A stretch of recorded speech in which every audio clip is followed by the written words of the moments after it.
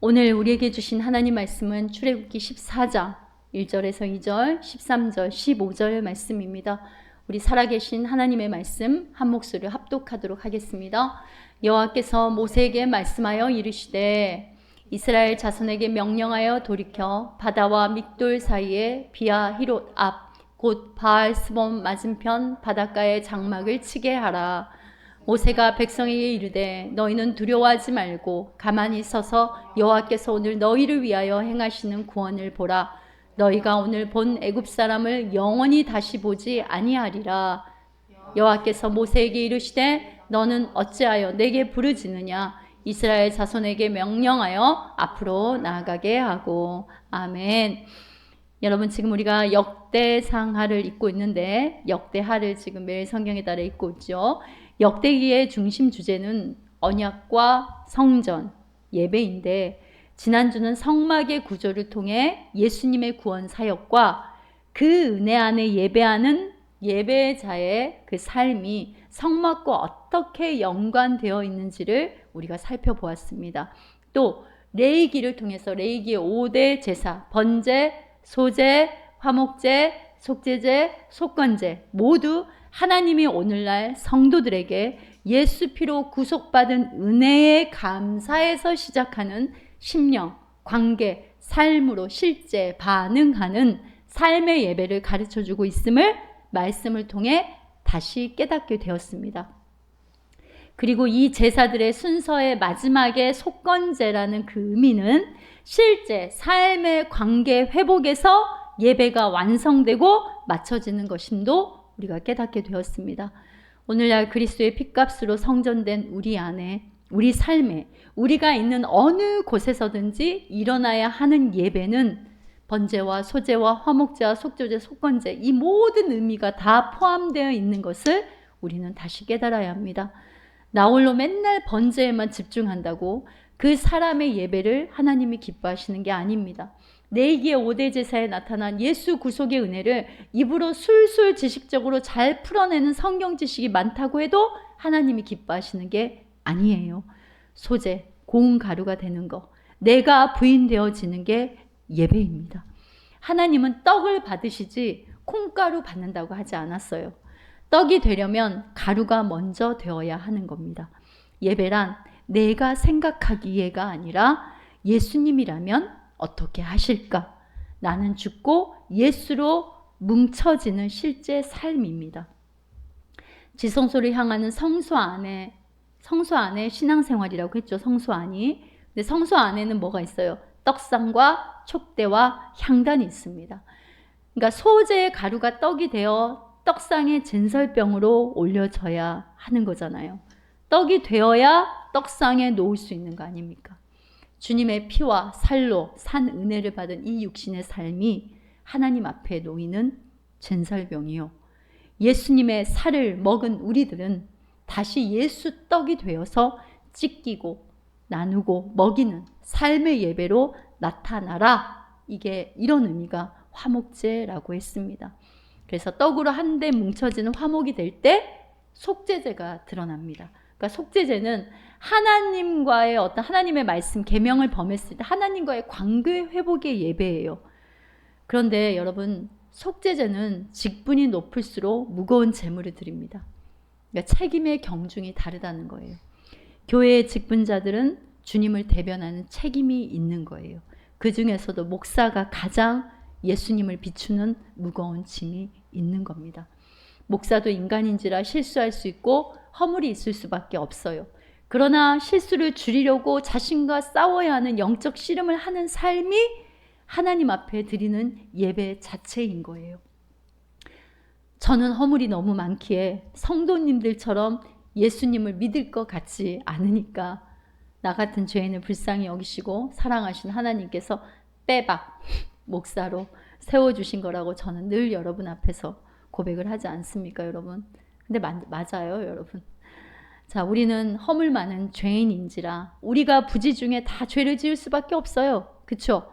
그럼에도 불구하고 예수 피의 은혜와 사랑을 깨닫고 다시 일어나 다시 행하는 바로 오늘날 이 속죄제 예배가 하나님과의 관계 속에서 드려져야 하는 겁니다, 여러분. 그리고 속건제는 그 하나님의 사랑이 삶에서 실제 관계하는 사람들과의 긍휼과 사랑으로 흘러가는 예배를 말합니다. 자, 출애굽기 전체는 여러분 출애굽기를 읽을 때요, 7대 절기 속에 구속사로 보는 우리의 구원의 여정이에요. 그것과 연관해서 봐야 되는 거예요. 자, 이런 7대 절기 설교는 많이 안 들어보고 교회에서 보통 많이 설교를 안 하죠. 오늘 이제 예배에 대해서, 광야에 드리는 예배를 우리가 나눌 때 이 부분은 또 우리가 알아야 되기 때문에 7대 절기는 우리가 유교절, 무교절, 초실절, 오순절, 나팔절, 대속제일, 초막절 이렇게 있습니다. 근데 7대 절기는요, 우리의 구원의 모든 과정이자 레위기의 5대 제사와 마찬가지로 오늘날 성도들의 예배자의 삶이 어떻게 이루어져 가는지에 관한 하나님의 말씀입니다.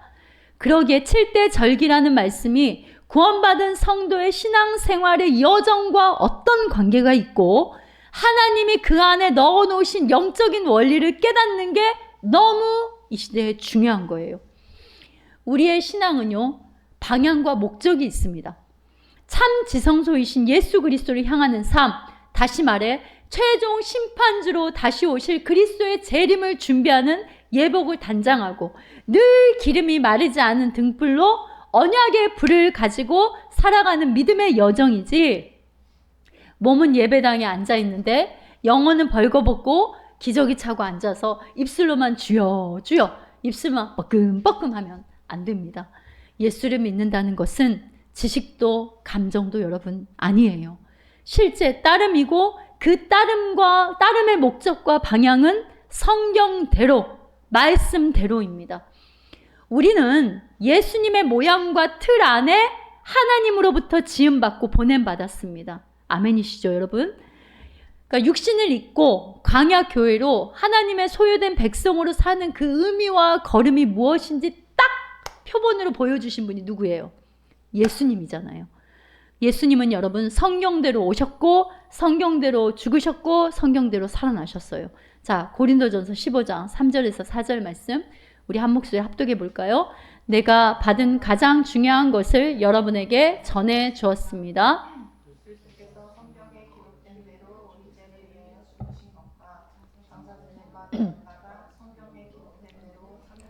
다시 살아나셨다는 것과, 그쵸 여러분? 성경에 기록된 대로, 성경대로.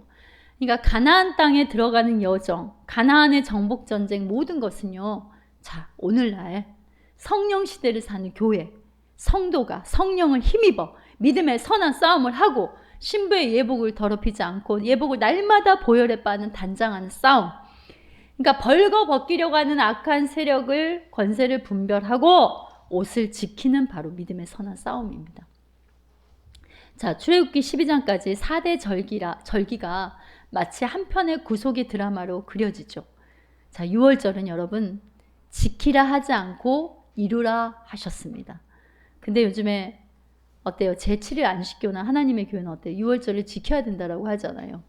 제가 저번에 그 튤립 축제 갔을 때 거기까지 와서 전도를 하더라고요. 그러면서 6월절을 아세요? 6월절을 지켜야 됩니다. 근데 제가 6월절은 지키라고 하는 게 아니에요. 6월절은 예수님이 하신 일을 말씀하는 거예요. 예수 믿으세요! 그랬더니 놀래가지고 막 도망가는 거예요. 근데 제가 막 그때 알밤을 사가지고 이렇게 손에 쥐고 있고 알밤을 막 먹으면서 막 쫓아가면서 예수 믿으시라고요! 막 이렇게 했던 기억이 나는데, 여러분 6월절 우리가 지킨 게 아니라, 지키라고 하는 게 아니라, 뭐 요즘에 양을 막 그 어린 양 대신 예수 그리스도가 우리를 위해서 구원을 이루셨잖아요. 그래서 누가 이루셨어요? 예수님께서 어린 양 돼서 피를 흘리심으로 우리에게 이루어 주셨어요. 예수님이 나의 죄를 위해 죽으심으로 굳게 믿는 것이 내게 실제 6월절이 이루어지는 겁니다, 여러분. 내가 6월절을 지키는 게 아니라 그것을 받아들이는 거, 믿는 거, 그것이 바로 우리에게 6월절이 이루어지는 거예요. 그래서 출애굽기 12장 2절에 보면은 이렇게 나와 있잖아요. 예수 믿으면, 자, 너희들에게 이달은 1년의 첫 달이 될 것이다. 그러니까 예수 믿으면 거듭남의 첫날이 시작이 되는 거예요, 여러분. 자, 무교절은 뭐냐면 예수님이 내 죄를 위하여 무덤에 들어감을 의미합니다. 예수님이 무덤에 들어감으로 죄, 누룩을 없애 버리심을 이루신 거예요. 그러니까 무교병을 먹어라 이러잖아요. 그러니까 입술로 시인해라, 고백해라, 구원의 은혜를 선포하라 이 말이에요. 무교병을 먹어라. 그런데 아이고 내가 내 죄를 좀 어떻게 해결할까? 이거 뭔가 예수님이 이루어 놓았다고 하는데 좀 뭔가가 찜찜하고 심심한데? 하면서 하나님이 예수님을 통해 이루신 100% 구원에 뭔가 나의 퍼센테이지를 가미해서 부풀려고 하는 것. 이런 사람은 무교병이 아니라 유교병을 먹는 거예요. 그러다 보니 여러분 이단에 빠지는 겁니다. 우리의 의가 아니라 전적인 하나님의 은혜로 죄에서 완전히 해방되었습니다. 무교병을 먹는 은혜를 예수님을 통해 이루어 주셨는데 구원에 예수 외에 다른 이름, 다른 행위를 타려 하는 거 생명에서 끊어지는 다른 복음입니다. 구원받은 교회 성도의 이 땅에서 예배자의 삶은 내가 구원을 받기 위해 수행, 정진, 득도하는 게 아니라 예수님이 이루신 그 구원의 은혜를 깨닫고 예수의 길을 닮아가는 누림의 과정입니다. 여러분이 정확하게 정리를 하고 있으셔야 되는 거예요. 자, 그 다음에 초실절이 뭐냐면 예수님이 무덤에서 부활하여 승천하심을 의미하는 거거든요. 그러니까 부활의 첫 열매로 이것도 예수님이 이루셨어요. 그러니까 이 초실절이 바로 예수님과 함께 죽고 다시 삶으로 우리에게 이루어진 거예요. 주님의 십자가와 부활로. 자, 오순절은요. 구름 기둥과 불 기둥으로 인도함으로 광야 교회가 탄생한 것처럼 성령의 강림으로 교회가 탄생을 했죠.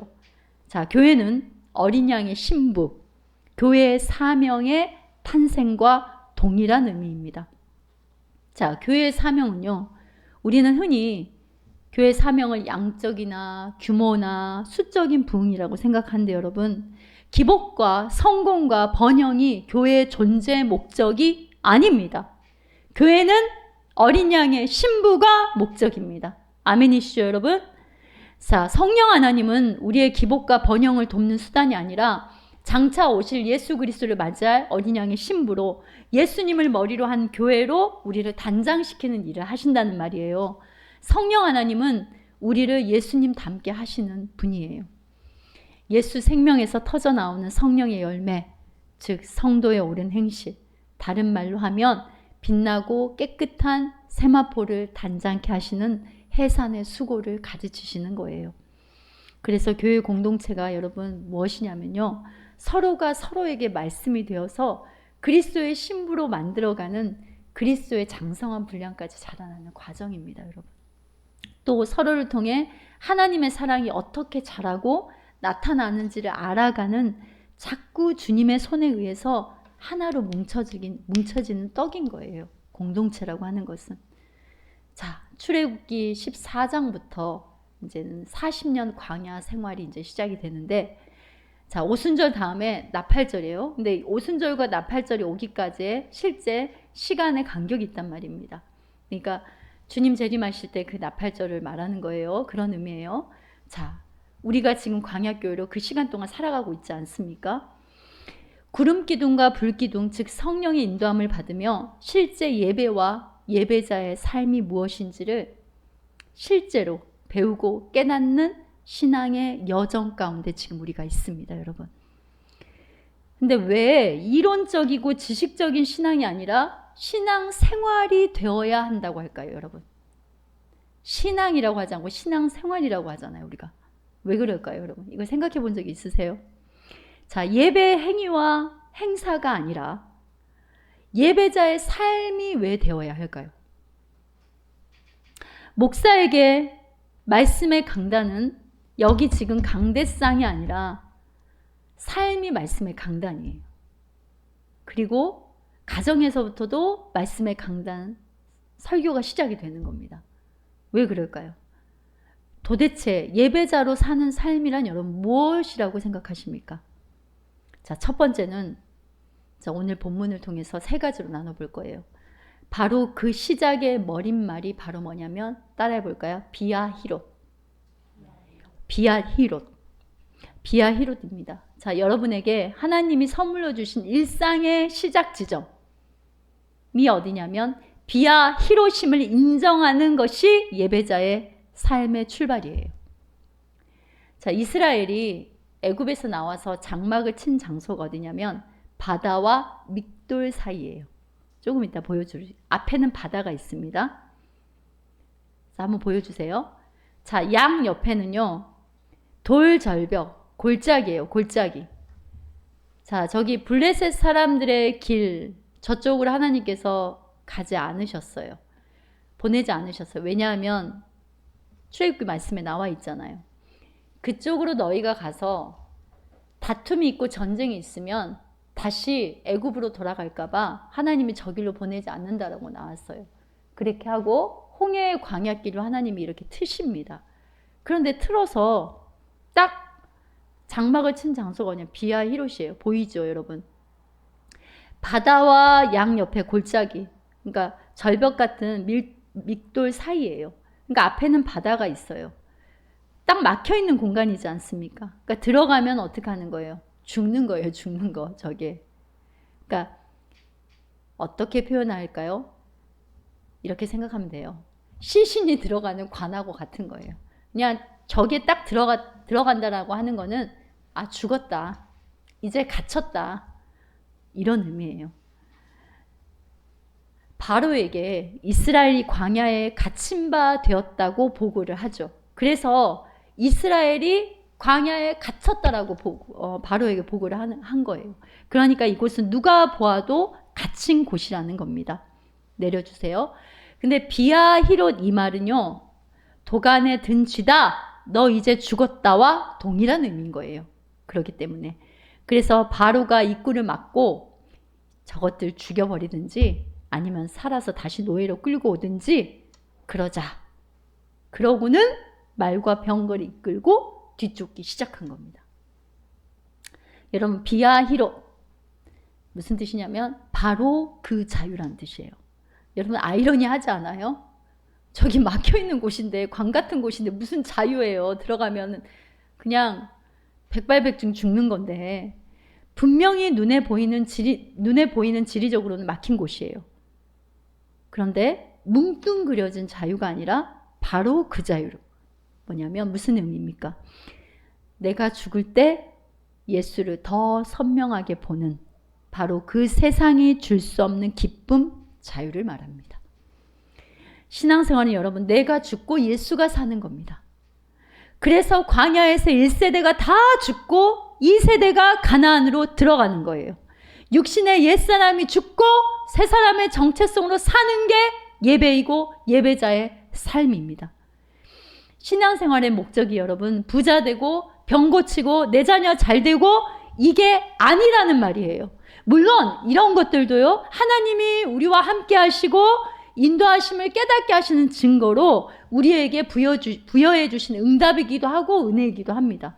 그러나 여러분, 이게 본질이 되면은 신앙이 자꾸 흔들리는 거예요.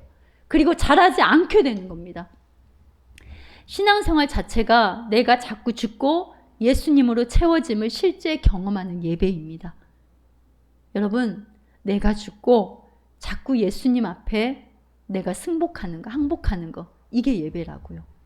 그래서 우리가 죽었는지를 늘 시험해보는 장소가 어디냐면 교회, 가정, 직장이 되는 겁니다. 그렇죠, 여러분? 웃으시는 이유가 있죠? 자, 예배란 여러분, 하나님이 주신 비아 히롯에 서는 겁니다.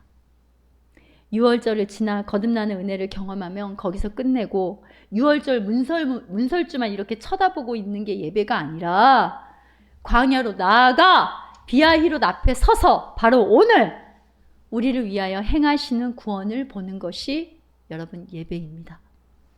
광야에서 점점 더 조금씩 내가 죽고 예수로 살아나오는 예배자로 만들어지면 그 다음 강이 또 하나 나오죠. 어디예요, 집사님? 어디예요? 그 다음 강이 어디입니까? 요단강, 그죠? 요단강 앞에 세우십니다.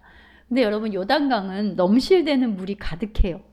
홍해처럼 갈라놓고 들어가는 곳이 아니라 발을 차디찬 물에 실제 담글 때 건너는 강입니다. 그러니까 죽은 척 하는 자가 아니라 내 생각이, 내가 죽은 자만이 발을 내딜 수 있는 거예요. 살아있으면 아멘하고 발을 내디딜 수가 없는 겁니다. 바로 이런 과정으로 이끄시는 섭리가 있음을 인정하고 나는 하나님의 것입니다. 우리 찬양도 있잖아요. 내 삶은 주의 것입니다. 온전한 신뢰를 주께 올려드립니다. 이런 찬양을 하는 것이 바로 여러분 예배이고 경배이고 월십입니다. 비아 히롯에 서서 하나님이 무엇을 하라 하시냐면요. 다음으로 무엇을 하라 하시냐면 자, 출애굽기 14장 13절 말씀 우리 한 목소리로 크게 한번 앞에 보시면서 함께 합독해 볼까요? 함께 합니다.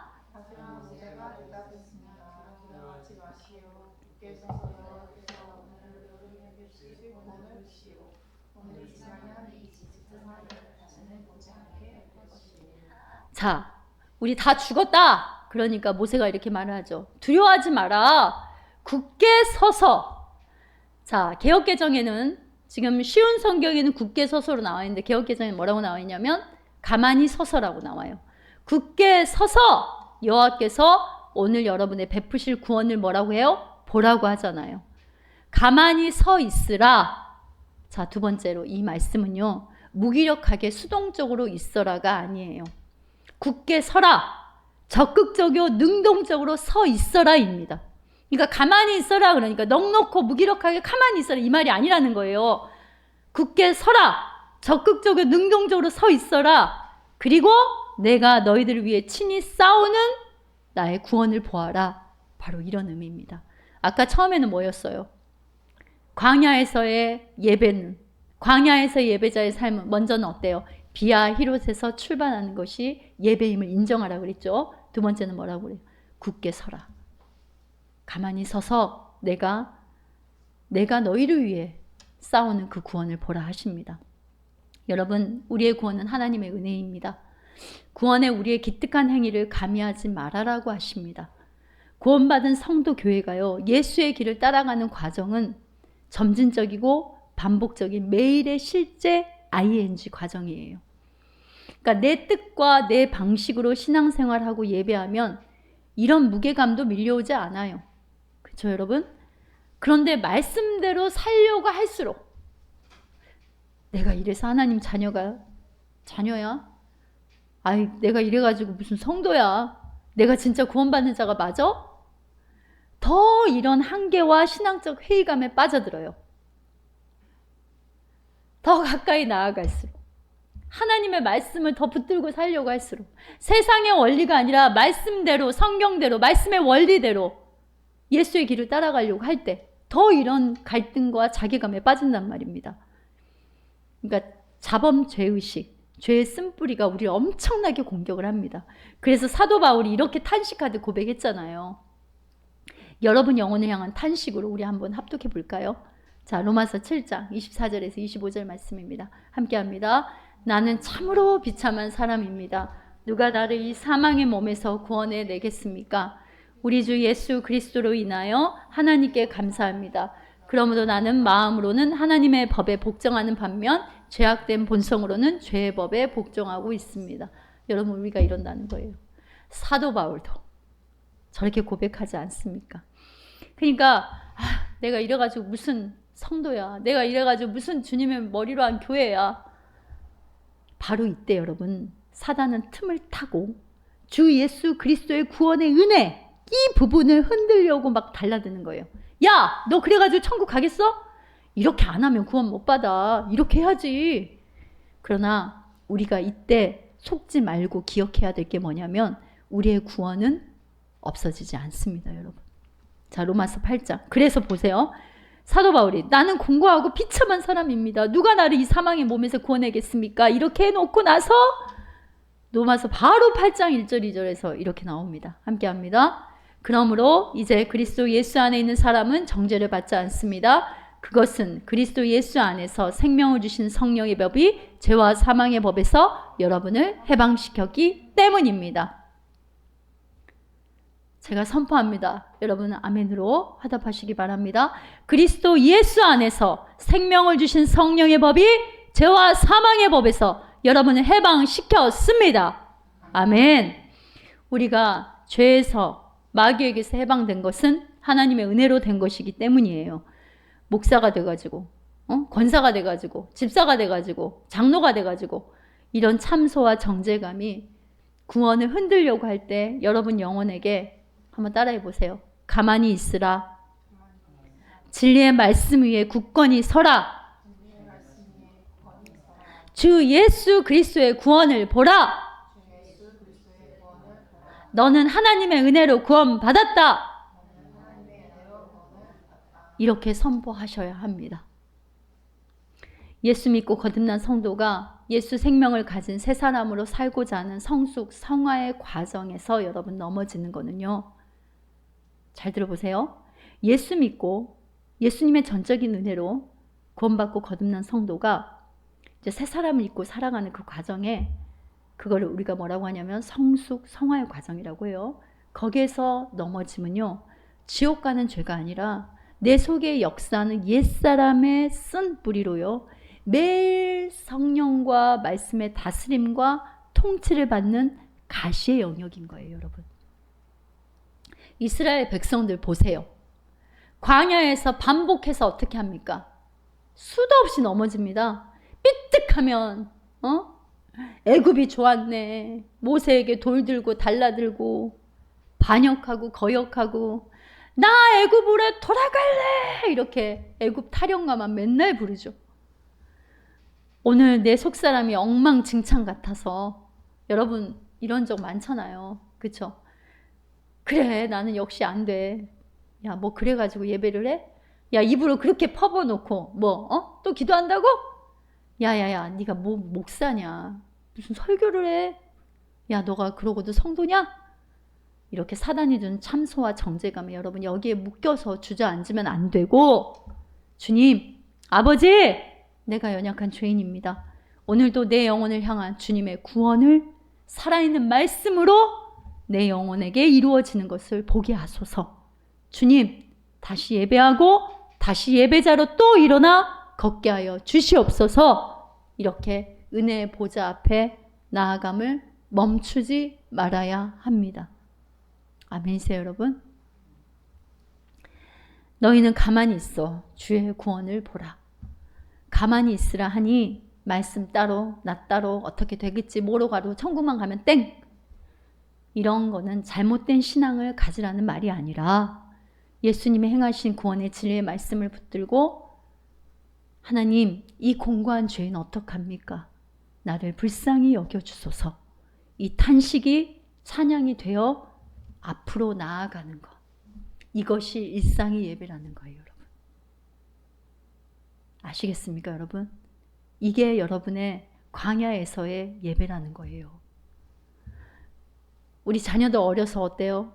걸음마 하는 자녀는 뒤뚱뒤뚱 거려요. 어제 보니까 이제 저희 아파트에 이제 제 방에 앉아 있는데 책상 앞에 앉아 있는데 삑삑삑 소리 나는 거예요. 무슨 소리냐면 이제 그 꼬마 아이들이 걸음마할 때 이렇게 걸을 때 삑삑 소리 나는 그 신발 신고 갔잖아요. 그래서 이렇게 어떤 애인가 이렇게 한번 내려다 봤는데 나무에 다 가려서 안 보여요.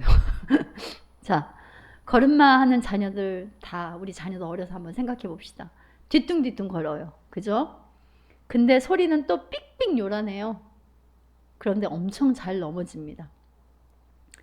그러나 부모가 뒤에 따라오고 있음을 아는 자녀는 또 일어나 엄마 아빠 봐봐라 나 걸어볼게 이렇게 하고 또 한 걸음을 내딛습니다.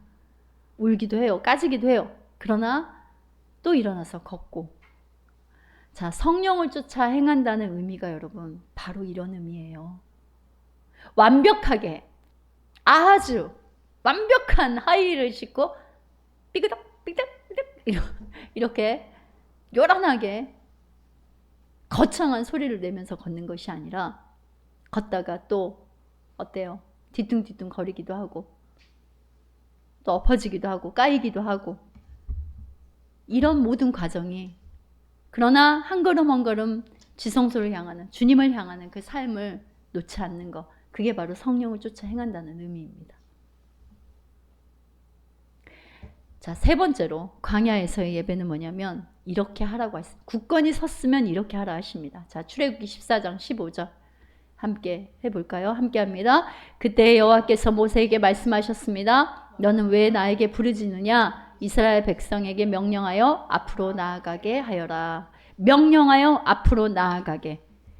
명하여 나아가게 해라. 무슨 말이에요? 말씀에 이제 순종해라 이런 말이죠. 우리 안에는 옛사람의 망령된 행실과 새 사람의 거룩한 열망, 이렇게 두 사람이 있습니다. 그래서 사도 바울이 갈라디아서 5장에서 뭐라 그래요? 육신의 소욕과 성령의 소욕이 서로 어떻게 한다고 그랬어요? 싸움다고 그랬잖아요.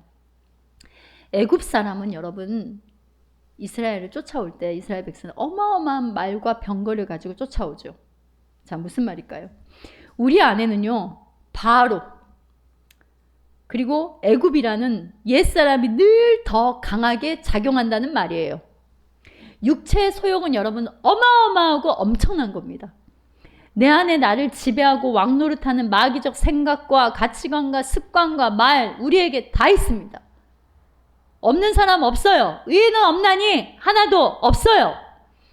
자, 에베소서 4장 21절에서 24절 말씀 우리 함께 합독해 봅니다. 나는 여러분이 진정 그분의 말씀을 들었고 또 배웠으므로 질 되신 그분 앞에 살고 있다고 확신합니다. 옛 모습을 벗어버리십시오.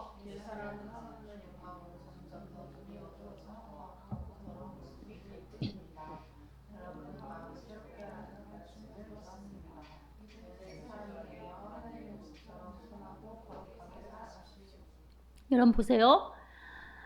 23절에 보면 마음을 새롭게 하라는 가르침.